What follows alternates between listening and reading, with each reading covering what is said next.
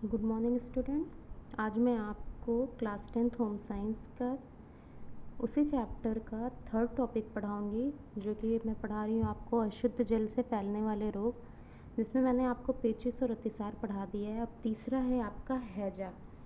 हैजा यानी कि उसे इंग्लिश में क्या कॉलेरा कहते हैं। कॉलेरा ये भी एक अशुद्ध जल से फैलने वाला रोग है।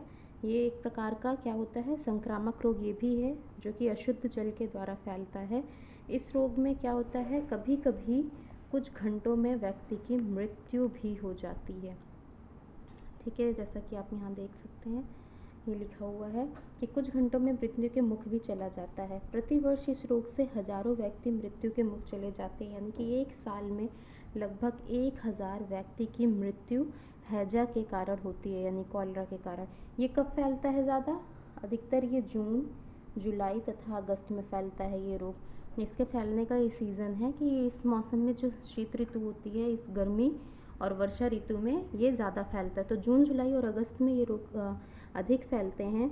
हैजा प्रायः क्या होता है, बड़े बड़े मेलों के अवसर पर युद्ध के बाद युद्धग्रस्त क्षेत्रों में भयंकर रूप से फैलता है। यही कारण है कि भारत में हैजा असम तथा गंगा के डेल्टा आदि प्रदेशों में अधिक फैलता है, कि जहाँ पर बहुत सारे मेले लगते हैं, तो उसके कारण क्या होता है कि ये रोग उत्पन्न हो जाते हैं। इसके कीटाणु जो होते हैं उत्पन्न हो जाते हैं और इस रोग को फैलाते हैं। तो ये एक प्रकार से अशुद्ध जल से फैलने वाला रोग है, जो कि क्या होता है, जून, जुलाई और अगस्त के महीने में फैलता है। इसका कारण क्या है? अब कौन से वायरस के द्वारा ये फैलता है? तो इसके रोगाणु का क्या नाम है? हैजा कॉमा बैसिलस। कॉमा बैसिलस इसके रोगाणु का नाम है। जैसे कि आपने उसमें पढ़ा था, पेचिस का, डिसेंट्री का क्या के रोगाणु का क्या नाम था? एमोएमेबिया। एमोएमेबिया था। अतिसार का था आपका स्टैफिलोकोकस ऑरियोसस। इसी तरह हैजा, हैजा के रोगाणु का क्या नाम है? Comma bacillus. कॉमा बैसिलस या इसे विब्रियो कॉलेरी भी कहते हैं। कॉमा बैसिलस नामक रोगाणु द्वारा फैलता है, इसे विब्रियो कॉलेरी भी कहा जाता है इस रोगाणु को। यह रोगाणु कॉमा के आकार के कारण ही कॉमा बैसिलस नाम से प्रसिद्ध हुआ है। जैसे कि आप यहाँ इसके रोगाणु के देख सकते हैं, ये किस तरीके के, ये एक तरीके के कॉमा का आकार का होता है, इसलिए इसका नाम क्या पड़ गया? Comma bacillus. इसके कॉमा के आकार के दिखने के कारण इसका नाम कॉमा बैसिलस हो गया। अब क्या है यहाँ पे कि ये जीवाणु पानी में बढ़ते हैं और अधिक गर्मी और सर्दी सहन नहीं कर पाते हैं।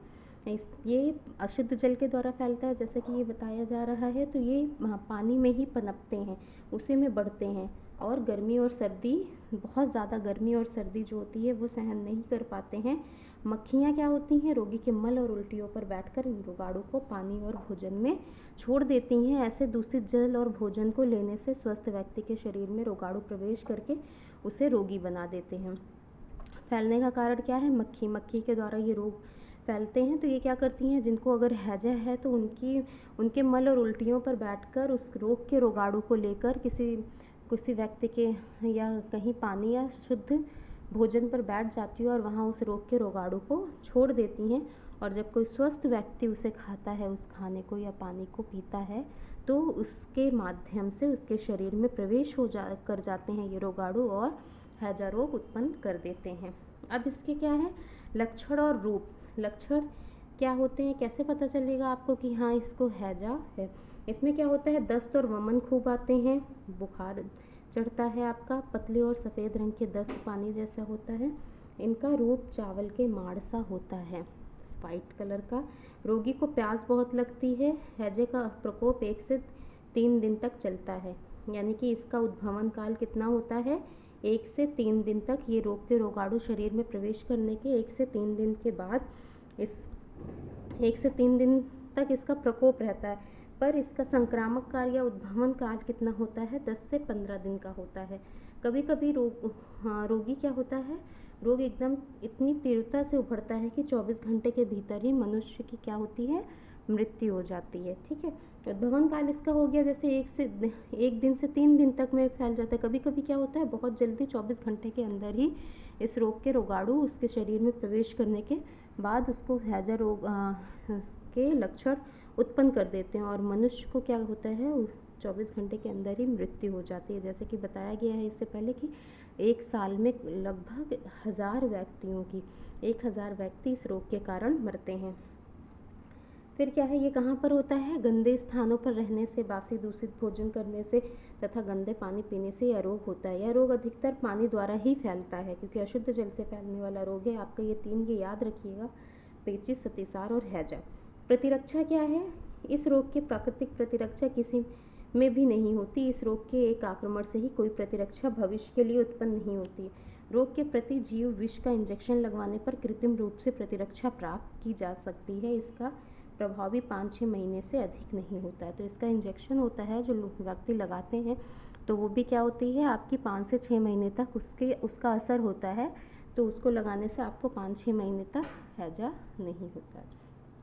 अब है क्या, संक्रामक काल। संक्रामक काल बताया कि इस रोग से मुक्त होने के पश्चात भी कुछ दिन तक उस व्यक्ति के मल मूत्र में रोगाणुपन, व्यक्ति को अगर हैजा था, सही हो गया, उसके बाद भी उस व्यक्ति के मल मूत्र में इसके रोगाणु रहते हैं, जो कि 10 से 15 दिन के बाद ही उसके मल मूत्र, यानी व्यक्ति के सही होने के 10 से 15 दिन बाद तक भी उस व्यक्ति के इस रोग के रोगाणु जो है उस व्यक्ति के मल मूत्र में रहते हैं, इसलिए उसके मल मूत्र और उल्टियाँ जो भी होती हैं उसको निसंक्रमण करने का प्रबंध करना चाहिए।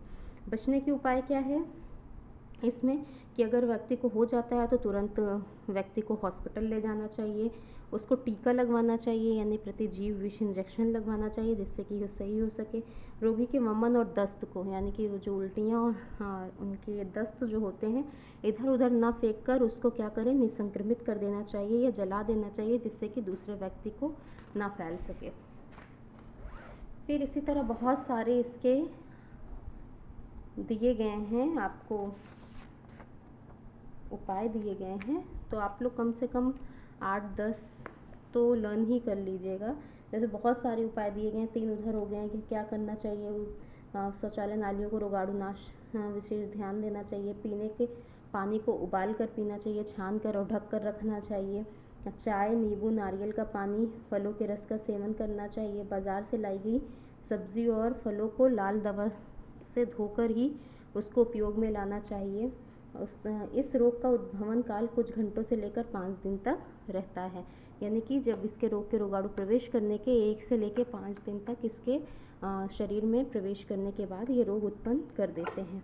उपचार भी आपका यही आएगा, जो बचाव है वही उपचार आएगा, तो इसको एक बार आप पढ़ लीजिएगा।